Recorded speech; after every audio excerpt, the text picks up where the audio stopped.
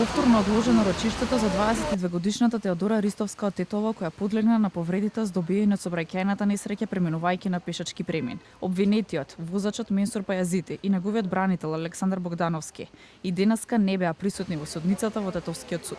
Судијата Елвидин Ферати на почетокот на рочиштето кажа дека непосредно пред почетокот бил доставен поднесок во кој се известува судот дека заради здравствени причини кои се појавиле денеска, Пајазити не може да присуствува. До судот е доставен и медицински извештај од клиничката болница Тетова. Семејството на починатата Теодора посочува дека од одговлекувањето меѓу првите рочишта, а потоа и укинувањето на судските пресуди и повторното враќање на судскиот процес е неправедно.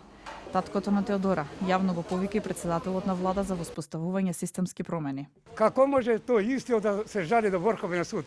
Да немам никаква жалба на таа, ја никако. Само тој има право на жалба. И затоа го молим председателот на владата да преземе и тој е одговорен за оваа работа. Да не иде долго. Мора да има системски промени.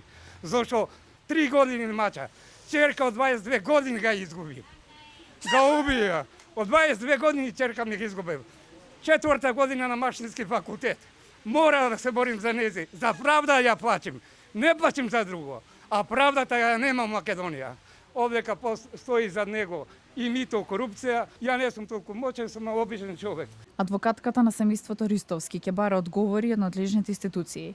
Ќе се провери дали навистина Менсур Пајазити е во болници, дали навистина му е потребно лекување. Дали тој во овој период од одлагањето се јавува на работа затоа што работи како професор во гимназијата во Тетова. Одговорите ќе се потрудат да ги обезбедат до следното закажано рочиште. Семејството Ристовски посочува дека нивната болка и загуба ништо не може да ја надомести. Единствено што велат бараат транспарентен судски процес. Денеска требаше да се одржи второто рочиште од повтореното судење, за кое одлучи Врховниот суд, а за што семејството на Теодора Ристовска дознава од медиумите. Доколку суд тврди дека има некои се нерегуларности, тогаш значи. Или пак ако има уредно достава, не се јавува на поканата. Според обдукцијскиот наод, 22-годишната Теодора Ристовска се здобила со тешки телесни повреди, а смртта настанала како резултат на крварење во черепната празнина. По несреќата на 15 август 2022 година, првото судско рочиште беше закажано во јули 23. По несреќата на 15 август 2022 година, првото судско рочиште беше закажано во јули 2023 година. Потоа во ноември истата година по признавање вина на возачот Менсур Пајазити, кој бил осуден на казна затвор од 3 години и 6 месеци. Обвинетиот поднел жалба до апелацијскиот суд Гостивар. Апелација му е намалила казната на 2 години затвор. Незадоволен од решението, побарал преиспитување на пресудата од страна на Врховниот суд и одлучено е да се укинат пресудите на Основниот и Апелацијскиот суд и предметот да се врати на повторно судење.